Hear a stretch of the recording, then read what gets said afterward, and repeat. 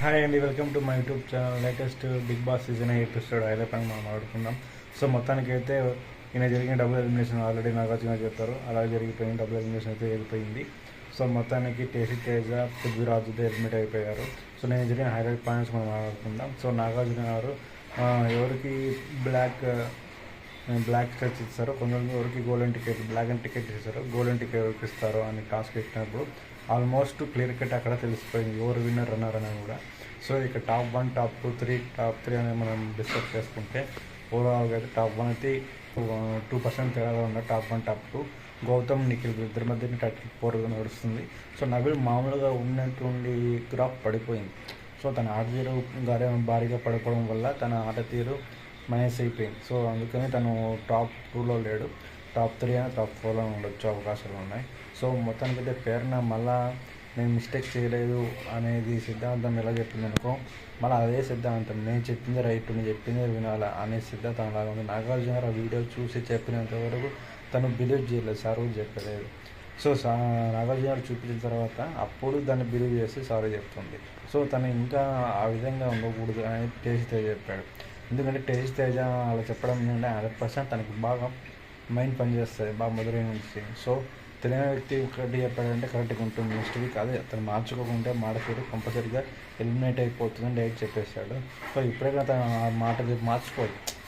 12 weeks మాట తీరు మార్చుకోలేనిది సడన్గా ఎట్లా మార్చుకుంటాను చెప్పు.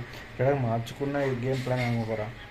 సో మొత్తానికి అలా ఏం కాదు, కానీ తను ఒక ఆడియన్స్ అతను ఓటు వేస్తూ ఉంటుంది, లేకపోతుంది. సో అది క్లియర్ కట్గా.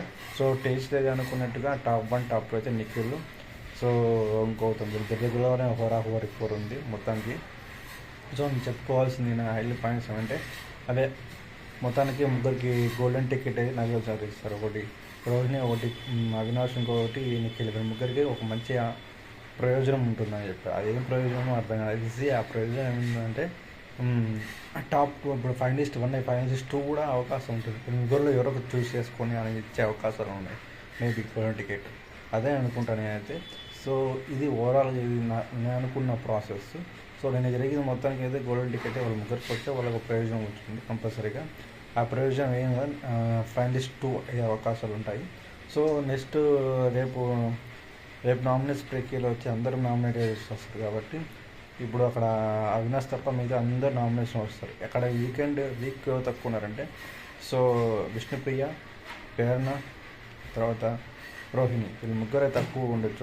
ఒకవేళ ఫైనలిస్టుగా సెకండ్ ఫైనలిస్ట్ ఒకవేళ రోహిణి పోతే మాత్రం అసలు సీన్ రివర్స్ అయిపోతుంది. సో ఎంత రివర్స్ అయినా సీను ఆ టైటిల్ విన్న మాత్రం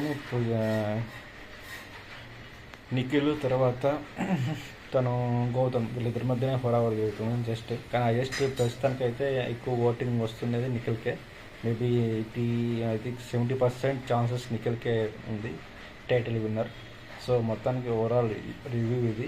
సో మై ఒపీనియన్. సో నా వీడియో చూడండి, లైక్ చేయండి. Thank you for watching my video and please support me.